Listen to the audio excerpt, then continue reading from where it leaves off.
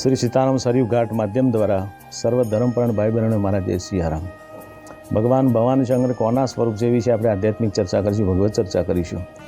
રામચરિત માનસ બાલકાંડ શ્લોક ક્રમાંક 2માં ગોસ્વામી તુલસીદાસજી ભગવાન ભવાની શંકરજીની ઉપાસના અને વંદના પ્રકરણમાં કહ્યું છે કે ભગવાન ભવાની શંકરજી કોણ છે.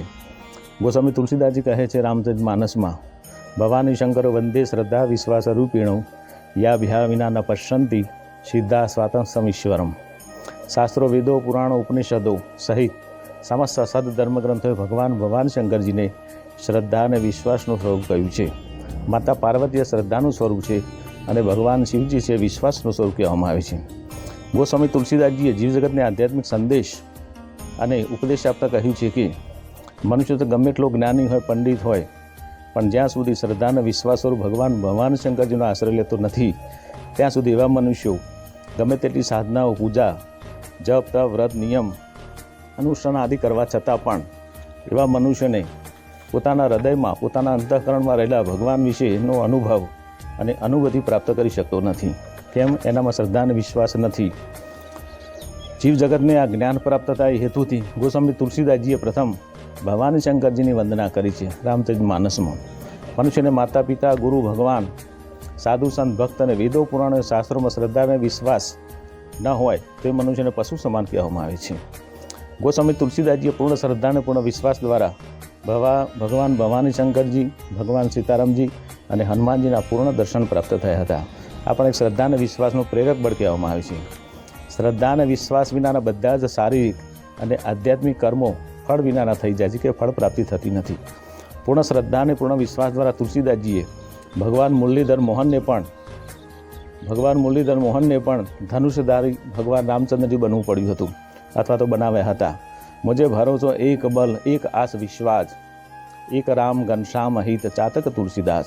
કિત મુરલિયા કિત ચંद्रिका कित गोपियन के साथ, अपने जन के कारण कृष्ण भय रघुनाथ. कहाँ कहूँ छवि आपकी भले बिराजो नाथ, તુલસી મસ્તક તબ નમે ધનુષ બાણ લીએ હાથ. આ પણ એક શ્રદ્ધા અને વિશ્વાસનું પ્રેરક બળ હતું ગોસ્વામી તુલસીદાસજીમાં. શ્રદ્ધા અને વિશ્વાસ વિના મનુષ્યને ભગવાન વિશેની ભક્તિ કદાપી પ્રાપ્ત થઈ શકતી નથી. શ્રદ્ધા અને વિશ્વાસ મનુષ્યમાં હોય તો જ તેનામાં હૃદયમાં રહેલા મોહ અને સંશયનો નાશ થાય છે.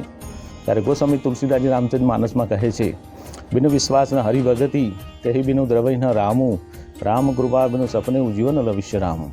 બિનુ વિશ્વાસ ન હરિકથા તેહી બિનુ મોહ ન ભાગ, મોહ ગયે બિનુ રામ પદ હોય ન દ્રઢ અનુરાગ.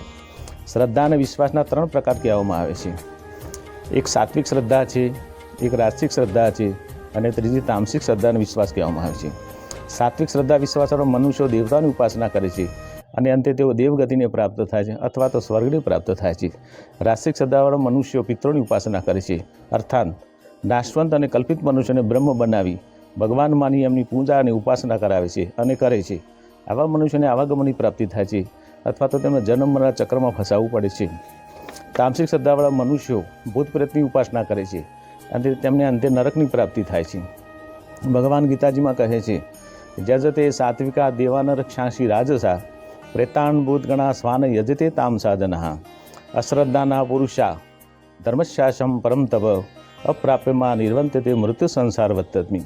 જે મનુષ્યમાં શ્રદ્ધા અને વિશ્વાસ નથી ભગવાનમાં, શાસ્ત્રમાં અને સાધુ સંતો કે ભક્તોમાં, એવા મનુષ્યો જન્મ મરણના ચક્રમાં અંતે ફસાય છે.